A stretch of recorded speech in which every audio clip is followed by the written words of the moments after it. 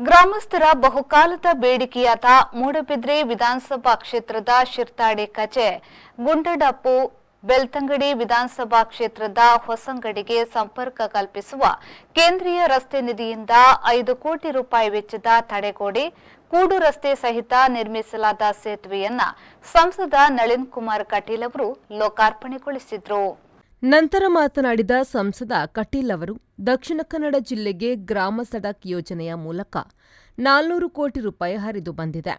ಕೇಂದ್ರೀಯ ರಸ್ತೆ ನಿಧಿಯಿಂದ 159 ಕೋಟಿ ಅನುದಾನ ಬಂದಿದೆ. ಹೆಚ್ಚಿನ ರಾಷ್ಟ್ರೀಯ ಹೆದ್ದಾರಿಗಳು ಚತುಷ್ಪಥವಾಗಿದ್ದು ಪ್ರಯಾಣದ ಕಾಲ ತೀರಾ ಕಡಿಮೆಯಾಗಲಿದೆ. ದೇಶದಲ್ಲಿ 2014ರಿಂದ ಮೋದಿ ನೇತೃತ್ವದ ಸರ್ಕಾರದ ಮೂಲಕ ಅಭಿವೃದ್ಧಿ ಶಕೆ ಆರಂಭವಾಗಿದೆ.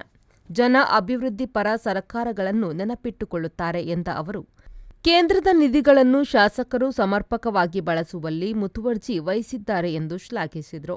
ಬ್ರಿಡ್ಜ್ ಆಗಿದೆ, ದೇವಸ್ಥಾನಗಳ ಅಭಿವೃದ್ಧಿ ಆಗಿದೆ. ಯಾಕಾಯ್ತು ಅಂತ ಕೇಳಿದ್ರೆ ಆಗ ಅಭಿವೃದ್ಧಿಯ ಯೋಚನೆ ಇರತಕ್ಕಂಥ ಸರ್ಕಾರದ ರಚನೆ.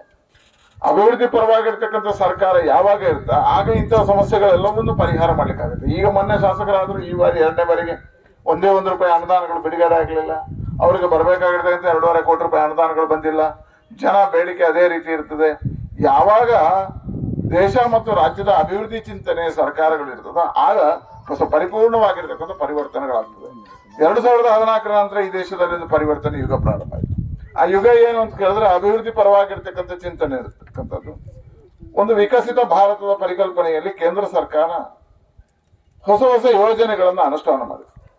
ಗ್ರಾಮೀಣ ಸಡಕ್ ರಸ್ತೆಗಳು ನಿಂತಿತ್ತು, ಆ ಗ್ರಾಮೀಣ ಸಡಕ್ ರಸ್ತೆಗಳಿಗೆ ಅನುದಾನಗಳನ್ನು ಕೊಡ್ತಾ ಒಂದು ಕೆಲಸಗಾರ. ಬಹಳ ಖುಷಿ ಇದೆ, ಕಳೆದ 4 ವರ್ಷಗಳಲ್ಲಿ ಗ್ರಾಮೀಣ ಸಡಕ್ ರಸ್ತೆಯಲ್ಲಿ ನಮ್ಮ ಜಿಲ್ಲೆಗೆ ಹತ್ತಿರ 400 ಕೋಟಿ ರೂಪಾಯಿಗಳು ಬಂದವು. ಯೋಜನೆಯಲ್ಲಿ ಇವತ್ತು ಈ ಕಾಮಗಾರಿ ಆಗಿದೆ.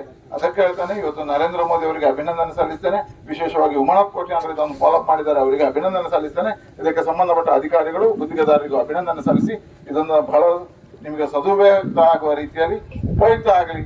ಶಾಸಕ ಉಮಾನಾಥ್ ಕೋಟ್ಯಾನ್ ಈ ಸೇತುವೆಯ ಕೊಡುಗೆಗಾಗಿ ಸಂಸದರಿಗೆ ಕೃತಜ್ಞತೆ ಸಲ್ಲಿಸಿದರು.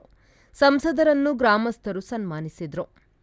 ಶಿರ್ತಾಡಿ ಗ್ರಾಮ ಪಂಚಾಯತ್ನ ಮಾಜಿ ಅಧ್ಯಕ್ಷೆ ಲತಾ ಹೆಗ್ಡೆ, ಮಾಂಟ್ರಾಡಿ ಗ್ರಾಮ ಪಂಚಾಯತ್ನ ಅಧ್ಯಕ್ಷ ಉದಯ ಪೂಜಾರಿ, ವಾಲ್ಪಾಡಿ ಗ್ರಾಮ ಪಂಚಾಯತ್ನ ಸದಸ್ಯ ಪ್ರದೀಪ್, ಕಂದೀರು ಕ್ಷೇತ್ರದ ಅರ್ಚಕ ಆಡಳಿತದಾರ ಸೋಮನಾಥ ಶಾಂತಿ, ಶಿರ್ತಾಡಿಯ ಡಾ ಅನಿಲ್ ಡಿಸೋಜಾ ಮೊದಲಾದವರು ಉಪಸ್ಥಿತರಿದ್ದರು. ಪ್ರೇಮಶ್ರೀ, ವಿ4 ನ್ಯೂಸ್, ಮೂಡುಬಿದ್ರೆ.